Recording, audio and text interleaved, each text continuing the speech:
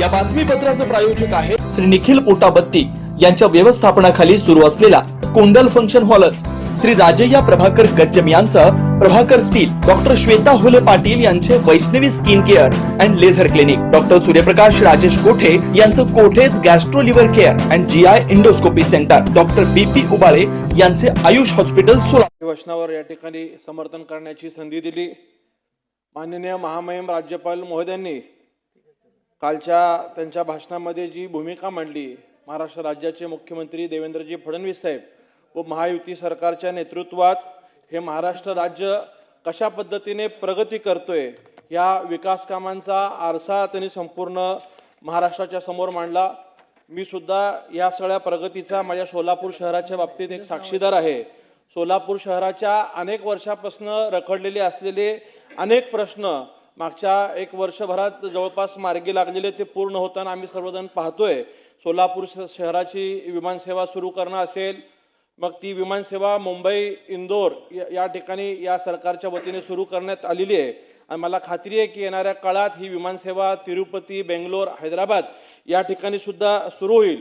अनेक वर्ष आम्हा सोलापूरकरांच्या अपेक्षित असलेले जे सोलापूरचं IT पार्क आहे त्याला सुद्धा या सरकारने मंजुरी दिली आणि फक्त मंजुरीच न देता तर त्याला त्या IT पार्कची जागा हस्तांतरित करण्याचं काम सुद्धा या सरकारच्या माध्यमातून झालेलं आहे। जो अनेक वर्ष सोलापूर शहराचा विकास रखडला होता तो खऱ्या अर्थाने आता कुठेतरी पूर्ण होताना आम्ही पाहतोय।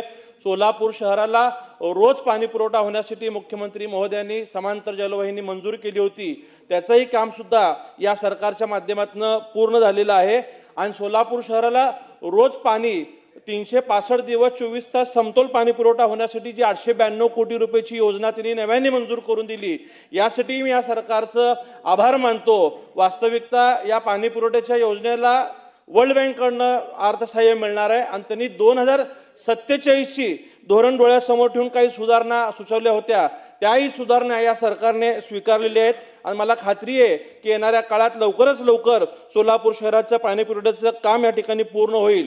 माझ्या मतदारसंघातील अक्कलकोट रोड MIDC येथील मूलभूत सुविधा म्हणजे जसे की रस्ते मागच्या 40 वर्षापासून त्या ठिकाणी होत नव्हते, अत्यंत दुरावस्था असलेल्या ह्या रस्त्याला या महाराष्ट्र सरकारने विशेषतः मुख्यमंत्री देवेंद्र फडणवीस साहेबांनी एकाच वेळी जवळपास 56 कोटी रुपयाची मंजुरी त्या ठिकाणी दिलेली आहे। लवकरच हे महाराष्ट्र सरकार त्या योजनेला अंतिम मंजुरी या ठिकाणी देईल, हाही मला विश्वास त्या ठिकाणी वाढतोय।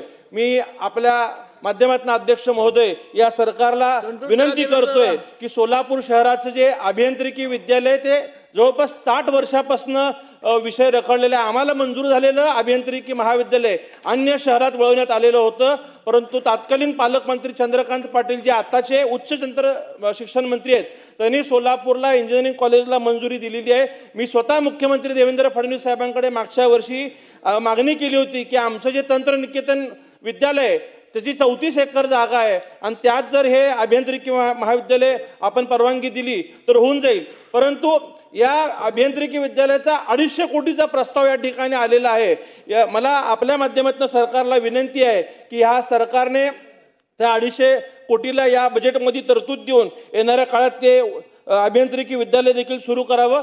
एक गंभीर बाब मला या ठिकाणी निदर्शनास आणून द्यायचं आहे की सोलापूर शहरामध्ये राज्यातले सर्वाधिक कॅन्सरचे रुग्ण सोलापूर शहरामध्ये आढळत आहेत। त्याचं कारण म्हणलं तर अनेक वर्ष लोकांना वाटायचं की सोलापूर हे विडी कामगारांचं शहर आहे आणि विडीमुळे या ठिकाणी कॅन्सरचे रुग्ण आढळतात, पण काही तज्ज्ञांचं असं मत आहे की सोलापूर शहराला जो पाणी पुरवठा केला जातो तो उजनी धरणामध्ये उजनी धरणाच्या वरती असलेले कुरकुंब MIDC असेल, पुणा असेल, पिंपरी चिंचवड असेल, अनेक मोठ्या शहरातनं जे दूषित पाणी पुरवठा त्या ठिकाणी मिसळला जातो तो मागच्या 30 ते 40 वर्ष या ह्याच्यावरती काम न केल्यामुळे सोलापुरात मोठ्या प्रमाणात कॅन्सरचे रुग्ण आहेत। आज एका सोलापूर जिल्ह्यात अध्यक्ष महोदय 5 ते 6 कॅन्सरचे हॉस्पिटल त्या ठिकाणी सुरू झालेले आहेत। रिलायन्स सारखा मोठा ग्रुप सुद्धा सोलापूरमध्ये येऊन कॅन्सरचं हॉस्पिटल सुरू करतो, ह्याचं गांभीर्य हे सरकारने ओळखलं पाहिजे आणि आपल्याला दीर्घकाळ या पाण्याच्या शुद्धीकरणावरती ह्या सरकारने काम केलं पाहिजे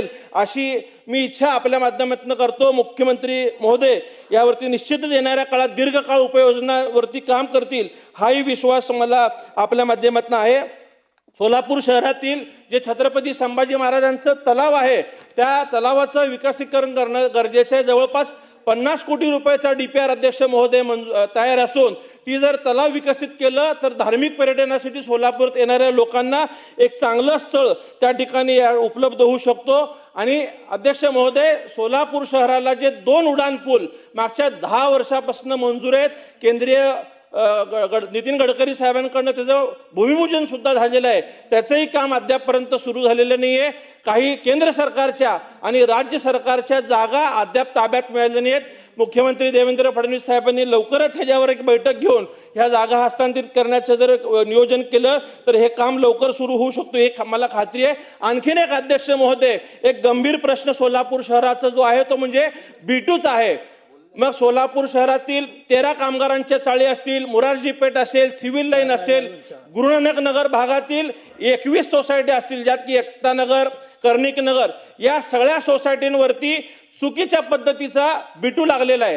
तात्कालीन त्यावेळीच्या ब्रिटिश सरकार असलेल्या कलेक्टरांनी शहराचा विकास करताना त्या जमिनी त्या लोकांना विकल्या होता आणि मागच्या 60 ते 70 वर्षामध्ये कधी खरेदी विक्री सर संपवतो कधी त्याची खरेदी विक्री थांबवली नव्हती.